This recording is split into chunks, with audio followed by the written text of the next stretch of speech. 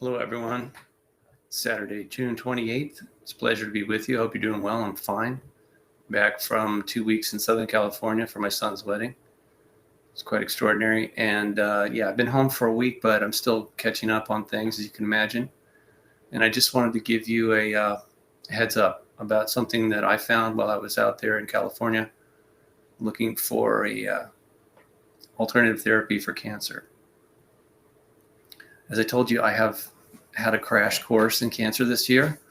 Not complaining, just letting you know it's been quite a roller coaster ride. So the information I'm providing for you below on this page, this Substack, is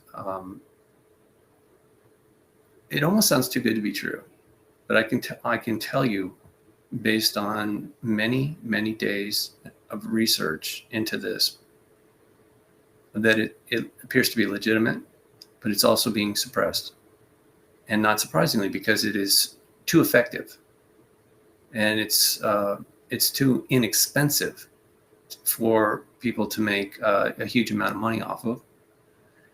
And so on one hand, I'm grateful to God for guiding me to this information. I'm not the only one, but I never heard of this particular protocol before. I really didn't know it existed.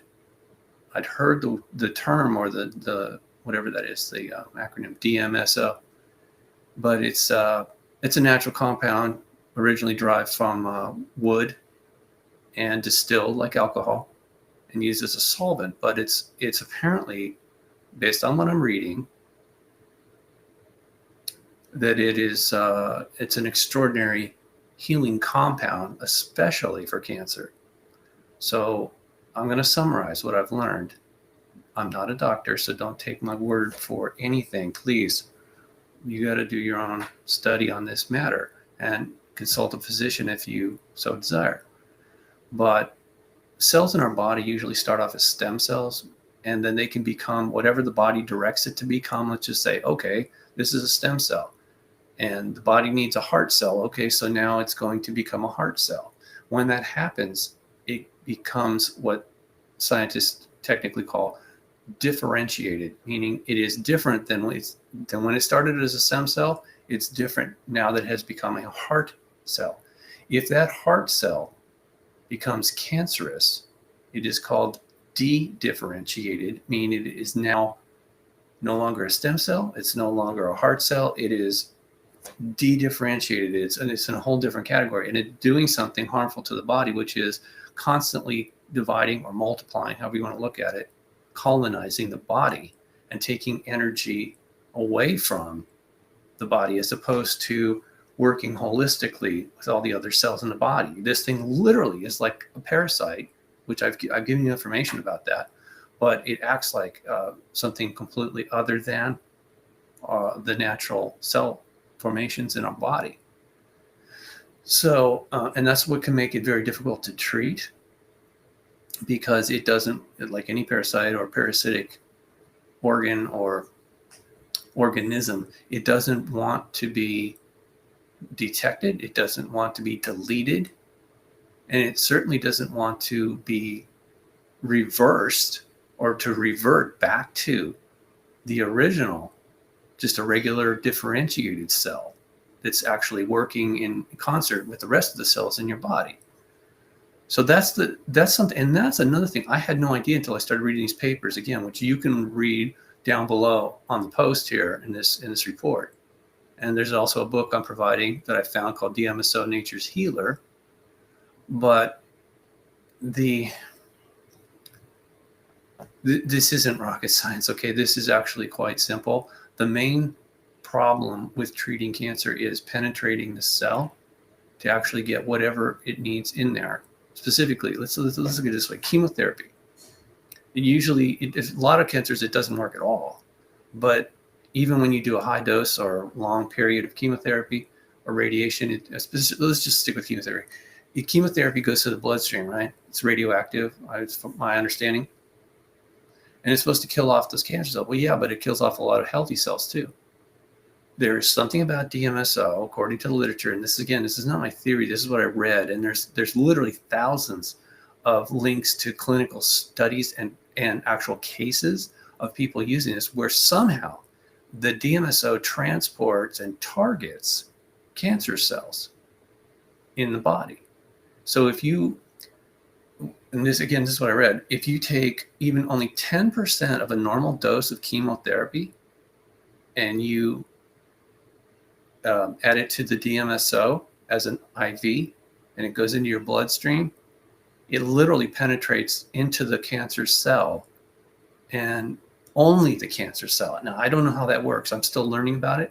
But here's what I can also tell you what I read, and which makes a lot of sense to me. Because again, the modern medical system is not getting to the cause. They're only treating the symptoms.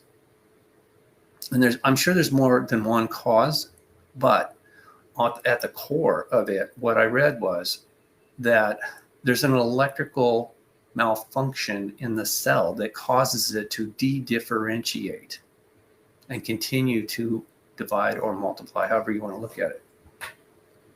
When I say divide, you know what a cell is? When it divides, it becomes two. So it's dividing, but it's multiplying. That's crazy math. There's some fuzzy math right there, okay? Folks, I'm not trying to complicate matters. It's just that's the terminology.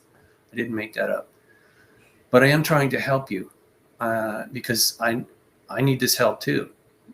I do. I can't discuss the details with you, okay? I don't have permission to, but it just this year has been a crash course in cancer and Christianity. Don't ask me why, how that all happened, but for whatever reason. And yeah, it's brought me closer to God, obviously. And his systems, his natural systems, our natural innate immune system is phenomenal. It's no way that is an accident. But here's the reason I'm bringing it up is because we all have that as a gift that we need to maintain, to what they call boost your immune system. There's a lot of different ways to do that. Obviously, diet is huge. Our diet, especially in America, is garbage, most of it. Or toxic, to be more correct, it's toxic. And maintaining a healthy level of stress, however you do that, and I don't mean like recreational drugs, but I mean, there's a lot of different ways you can control your stress levels, and also exercise, extremely important. All those things boost the immune system. A pill won't do that. Surgery won't do that. And this genetic therapy, it's worse than that. It's actually, my understanding is it's either compromising or completely shutting off people's immune systems. And that's why they're having these turbo cancers. There's compounds in our, so the immune system it's a system. It's multiple things working in concert with each other in order to maintain our health, which is constantly under assault, even under the best of conditions. There's reasons that the cells break down, but there's an underlying cause that has yet to be publicly discussed or revealed about the electrical malfunction in a cell that causes it to flip from being differentiated to de-differentiated and beyond. Because it's one thing to have cancer de-differentiated, then it goes into metastasis. When it metastasizes and it starts invading all the other organs, it's called mixloid, and there's a lot of different terms. I'm not a doctor. It's very confusing to me on some level, but I'm learning. Okay. And again, don't take my word for it. That's why I'm providing the book and all these articles for you to look at. I know it's a lot of work, but what is the alternative? Really, I mean, we can't trust the medical system. The legal system is completely a farce. The political system is corrupt. All the systems on this planet, in case you hadn't noticed, have been compromised. And that goes right back to what I've been saying all along, which is the war in heaven didn't start here, but it must end here. And that's why living on a battlefield, we're not only being lied to all the time, but we're also being assaulted. up to the point of physical death and or spiritual imprisonment, which I don't want. I wouldn't wish it on anybody. So again, this is why I do these reports, all right? Because I feel that it's important to share this information. I don't need the likes. I don't really need the money, although I appreciate it because I do have bills to pay. But if I can be of any help to anyone on this planet during this really critical time, I'm more than happy to do it. And, you know, my gift of communication and education is a gift from God. I know Rush Limbaugh used to say that, you know, talent on loan from God. I don't know. I don't know if he really loaned it to me or he just embedded it in me, however it is. I didn't create myself is all I'm trying to say. But I was created in a certain format to do a certain function. And this is it. This is it. Way before there was podcasting, I was out there talking to people and writing articles and doing stuff. And now this is the new normal, right? I'm not really fond of it, but I'm working with it. Sometimes it's really frustrating. You may have seen some of the other reports that I did while I was away. I was doing that on my phone, and it didn't, you know, the quality is terrible because for whatever reason, it just doesn't work as well as this. But even this, I have to go through a third-party software to record this file, this video, in order to upload it onto my Substack.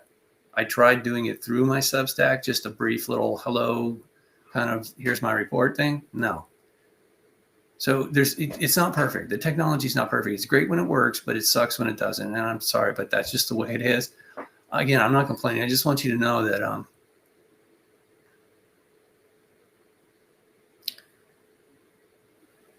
for me, doing this communications it's a labor of love. I mean, we're supposed to help each other. We're all family. I know you've heard me say this before. If you followed my work, I'm not joking when I say that. I'm not pandering to anybody. It's just a fact. But there are two camps. There really are two camps. You're either in Satan's kingdom or you're in God's kingdom. And I don't mean that religiously. I don't mean religion. God's not religious, in my opinion, and neither am I. And neither is my pastor, which is weird.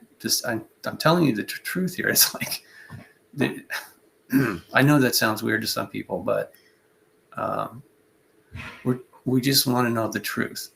And again, the first casualty of war is truth. It's just a consequence of warfare. Everything is being corrupted. So when I get information like this, again, it sounds too good to be true, but it's accurate. Otherwise, as far as I know, or I wouldn't even be putting it out there. I know I'm not the only one, but more people need to know about this, especially right now because of all the explosion of cancer is deliberate. It's a business model for some companies, which I find incredibly evil, but it's more than that. Genetic manipulation has been going on this planet for thousands of years by these fallen angels that are imprisoned here. And I'll give you more information on that later. And some of you may not even care about it. Just figure, well, hey, there's nothing I can do about it. I would disagree with that. I really would. Ignorance is not bliss. And we need to know ourselves, know our enemies, and then know how to proceed according to the circumstances. It's just like unfortunately, this world is a battlefield. It's not over yet. And I wish it was. I mean, I'm looking forward to the day when it is, but that we're not there yet. So rather than go through, here's the other thing. When I shut off my computer, and I had to restart it, all the formatting that was in these browsers is gone. So now I have to reestablish that in order to do so. I just kind of shortcutted it. There's no introduction. There's no video at the end with the music. It's just me. I'm just talking to you as a friend. And hope you find this information helpful. If you do, please let me know through my Substack. And yeah. It's a very, very, it's a beautiful time to be alive because in the midst of all the darkness, there is divinity. And if you can see that, then you know what I'm talking about. God's always here. He never left. But there's some things that he needs done. We need to help him do in order to end this war forever. And that's why we're here. So we'll talk about it more another time. I am going to have guests on. I know I keep saying that, but I've already lined up one guest for July. Hopefully that goes well and we can do more in the future. But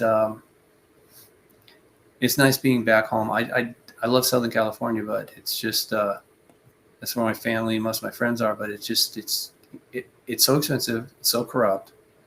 The roads are terrible, and they charge you a lot of money at the gas pump, but they're not maintaining the roads with it. And the air pollution is in Southern California specifically is just unbelievable. I've forgotten. I haven't been there for a few years, and it's just like constantly being assaulted by the pollution. Here in Florida, the roads are very smooth, relatively speaking, and the air quality is quite good, really, actually, very good. But the drivers are insane. Some of them are extremely dangerous, and that's why next week, July, there's a new law here being enacted where if you drive over 50 miles over whatever the posted speed limit is, you're going to jail. And if you drive over 100 miles an hour, period, no matter where you are, you're going to jail. So, and it gets worse from there. At some point, you lose your license, which is better than losing your life or killing somebody or both. So, because people here, I mean, when I came back from the airport, I'm going 80 on the freeway, and I'm being passed by people just like almost like I'm standing still. Not everybody, but you know what I'm saying. So it's very stressful at some point, and it's also extremely dangerous. So I'm a defensive driver when I'm here in Florida, actually anywhere, but especially here, because you never know when somebody's going to come rocketing up from behind you and or switch lanes in front of you or whatever. It's just it's nuts. California was it's stressful too there. It's for some reason. I know what it is. It's more crowded there. Period. But it gets crowded. The thing about Florida, we have a high, what do you call it, peak season, when the snowbirds come in during the winter months, and the roads get extremely crowded then. Everything's crowded. So California is just crowded all the time, I think. It was weird being back there, to tell you the truth. I mean, part of me wishes I was still there. But the latest riots, I've lived through 3 of those. We literally landed the day of the riot and downtown, but we landed in Los Angeles Airport and drove around downtown, and we were able to get where we were going to Palm Springs pretty smoothly. I mean, safely. I didn't see anybody throwing anything into the freeway, but it's nuts. It's very stressful in a situation like that. For some reason, I ended up downtown with a friend. Oh, it was some conference or something that we went to, and I was downtown during the Rodney King riots.